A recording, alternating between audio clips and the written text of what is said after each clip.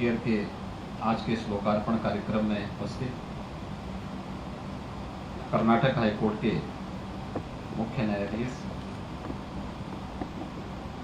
न्यायमूर्ति ऋतुराज अवस्थी जी,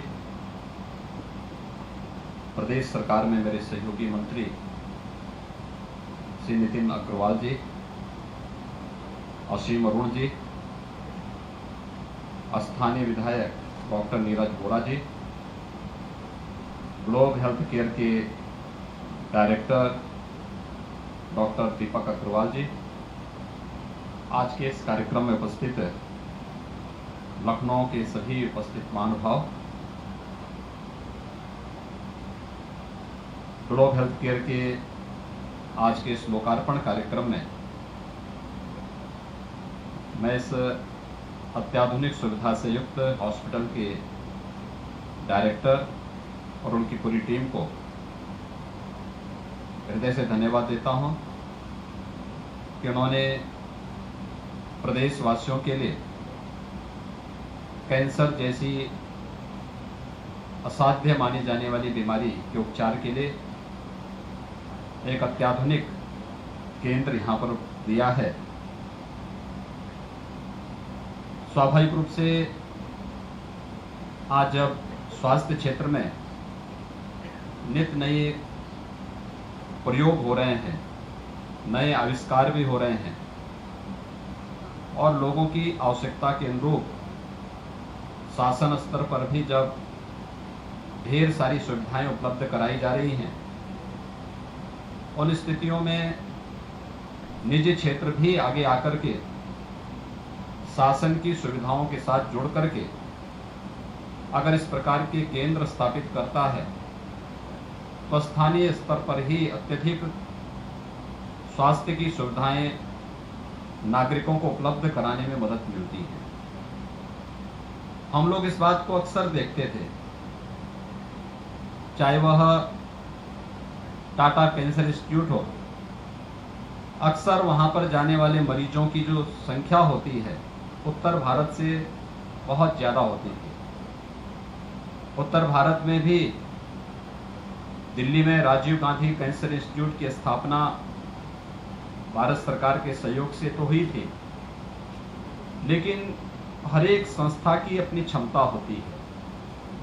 लखनऊ में पहले से ही हमारे पास SGPCI के बाद स्टेट गवर्नमेंट की ओर से हम लोगों ने पूर्व मुख्यमंत्री स्वर्गीय कल्याण सिंह जी के नाम पर एक कैंसर इंस्टीट्यूट की स्थापना की, लेकिन उत्तर प्रदेश की आबादी और उत्तर प्रदेश के आसपास के क्षेत्रों की आबादी का जो घनत्व था उसको ध्यान में रखते हुए एक काफी दिनों से मांग हो रही थी कि न केवल शासकीय स्तर पर बल्कि जब शासन ने अनेक स्वास्थ्य की सुविधाएं उपलब्ध कराई हों, आयुष्मान भारत के साथ साथ प्रदेश में हम लोग मुख्यमंत्री जन आरोग्य योजना के माध्यम से भी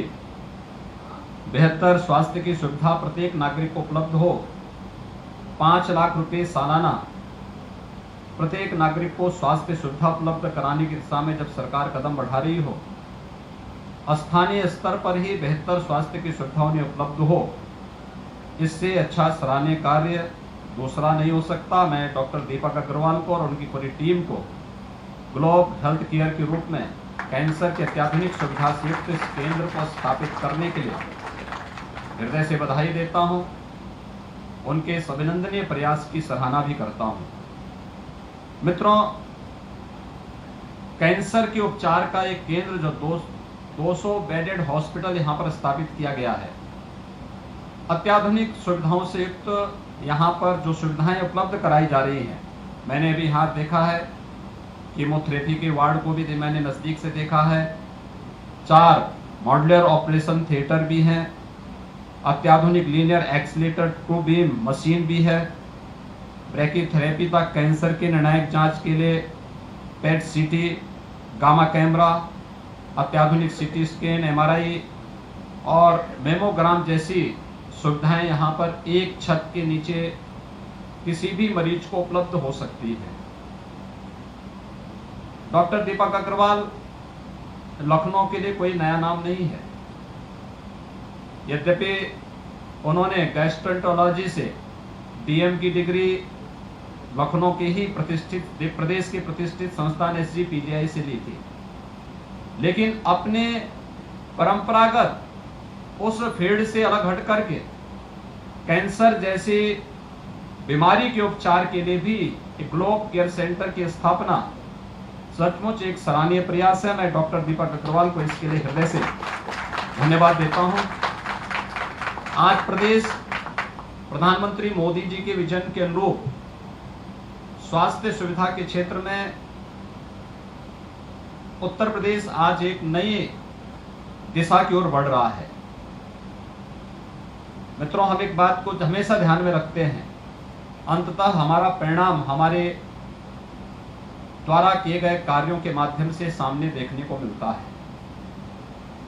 इस सदी की सबसे बड़ी महामारी के दौरान आपने इस बात को अनुभव किया होगा कि दुनिया के अंदर भारत से अधिक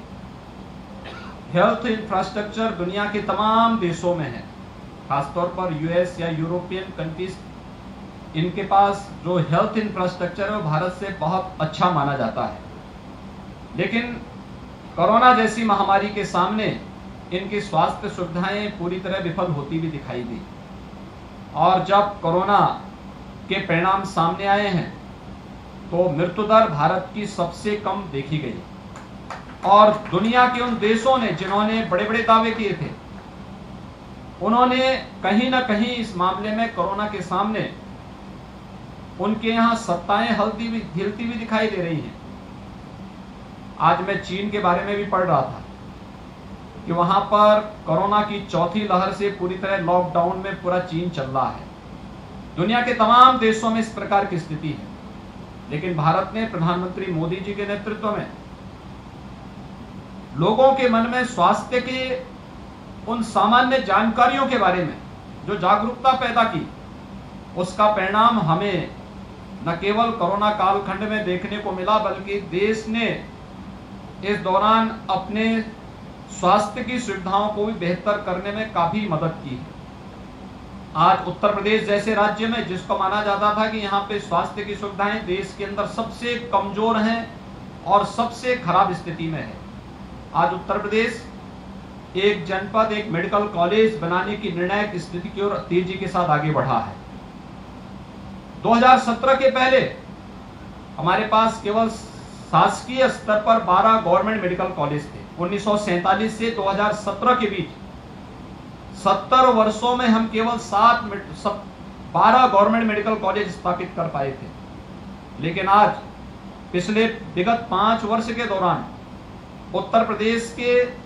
59 जनपदों में हम एक मेडिकल कॉलेज देने में सफल हुए हैं। आज 2 एम्स इस दौरान पूरी तरह क्रियाशील होते हुए दिखाई दिए हैं। प्रदेश में स्वास्थ्य की सुविधाओं को बेहतर तरीके से आगे बढ़ाने में जहां सरकार ने केंद्र सरकार की मदद से इसे आगे बढ़ाने में सफलता प्राप्त की है, वहीं आज के दिन पर हम लोगों ने, आपने देखा होगा, बहुत सारे ऐसे मॉडल यूपी ने इस दौरान दिए हैं। पूर्वी उत्तर प्रदेश के जनपदों में इंसेफ्लाइटिस एक असाध्य बीमारी हो चुकी थी, लेकिन इंसेफ्लाइटिस आज उन्मूलन के अंतिम चरण में चल रही है। दुनिया में जिसे लोग मानते थे कि यह भारत के अंदर संभव नहीं हो पाएगा, लेकिन उत्तर प्रदेश की टीम ने वो करके दिखाया, जिसके बेहतर परिणाम न केवल दुनिया को कौतूहल और आश्चर्य की दिशा में सोचने के लिए मजबूर करती हैं, बल्कि उत्तर प्रदेश के नागरिकों को के मन में भी एक नया विश्वास पैदा करता है। मेरा ये मानना है कि शासन स्तर पर और निजी क्षेत्र को मिलकर के इस प्रयास को सामूहिक रूप से आगे बढ़ाना होगा। प्रत्येक नागरिक को स्वास्थ्य की बेहतर सुविधा देने के लिए सरकार पूरी तरह दृढ़ प्रतिज्ञ है, और इसमें मैं डॉक्टर दीपक अग्रवाल से भी कहना चाहूंगा कि उनका एक लंबा समय स्वास्थ्य सुविधा को बेहतर करने की दिशा में आगे बढ़ा है, और उनकी स्वास्थ्य के क्षेत्र में किए गए कार्यों का परिणाम रहा है कि स्वास्थ्य क्षेत्र का जो सबसे प्रतिष्ठित पुरस्कार है, वीसी राय पुरस्कार, भी उन्हें उनकी सेवाओं को देखते हुए प्राप्त हुआ है। हमें स्वास्थ्य की आधुनिक सुविधा के साथ साथ स्वास्थ्य सुविधाओं के व्यवसायीकरण को कम करते हुए हमें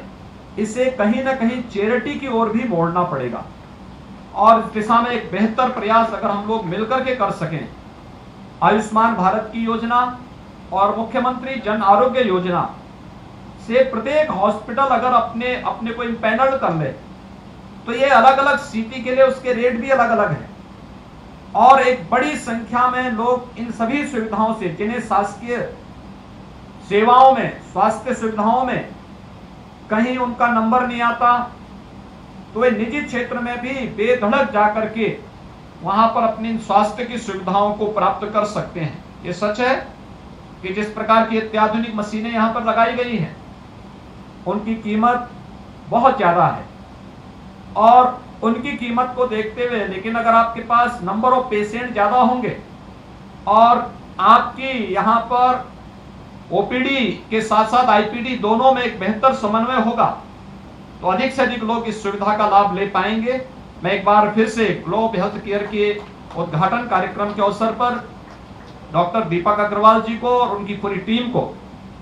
हृदय से बधाई दूंगा, धन्यवाद भी दूंगा और लखनऊ वासियों को, प्रदेशवासियों को भी इस बात के लिए बधाई दूंगा कि उन्हें निजी क्षेत्र में भी कैंसर की आधुनिक सुविधा से युक्त एक छत के नीचे सभी प्रकार की सुविधाएं उन्हें प्राप्त होंगी। इसके लिए भी